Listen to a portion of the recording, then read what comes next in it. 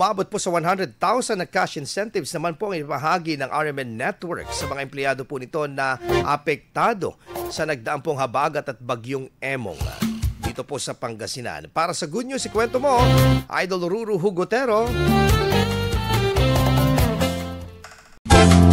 Isang patunay ng malasakit at pagkakaisa ang ipinakita ng Radio Mindanao Network matapos mag-abot ng cash incentives kamakailan sa kanilang mga empleyado ng IFM Dagupan na labis na naapektuhan ng nagdaang habagat at bagyong Emong.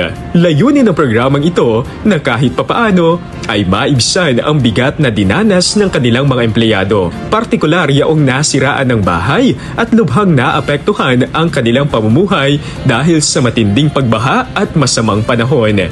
Kabilang sa mga tumanggap ng tig 10,000 pesos cash incentive sina May Tiffany Makaalay, Noemi Makaalay, Matthew Pacheco, Perfecto Manila Jr., Orlando Taluban, Ronaldin Raca, Gianni Victorio at Joanna De Vera. Samantala, nakatanggap naman ng mas mataas na ayuda na 20,000 pesos cash si Mark Anthony Luis matapos na lubhang masira ang kanyang tahanan bunsod ng pagbayo ng bagyo. Ayon sa pamunuan ng RMN Networks, hindi lamang ito simpleng ayuda kundi pagpapakita ng pagkalinga at pagbibigay ng pag-asa upang makabangon muli ang mga empleyado sa gitna ng krisis. Well, ang RMN hindi lang committed ito dun sa mga audience natin, kundi mismo sa mga empleyado kung gaano kabait ang ating mga bosses, lalo ng ating President and CEO, si Mr. Eric S. Canoy, and of course, our Executive Vice President, Sir Enrico Guido Canoy, at sa lahat ng mga membro ng Board of Directors ng RMN kung paano nila pangalagaan ang kanilang mga empleyado. Hindi lamang dahil nakakatulong, kundi talagang tinuturing nila na pamilya. So, subok na po itong ang RMN Management dahil simulat sa poll, kahit nung panahon po ng pandemic, talagang yung tulong na kailangan po ng bawat empleyado sa Luzon, Visayas and Mindanao na stations ay binibigay nila.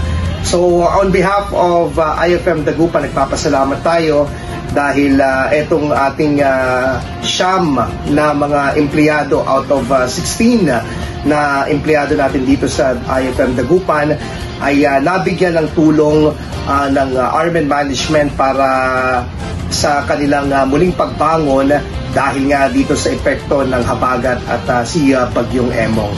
Ibinahagi rin ng ilang empleyado ang kanilang pasasalamat dahil sa tulong na ito. Anila, malaking ginhawa ang naibigay ng cash incentive upang matugunan ang agarang pangangailangan ng kanilang pamilya mula sa pagkain, gamot hanggang sa pagkukumpuni ng kanilang mga tahanan.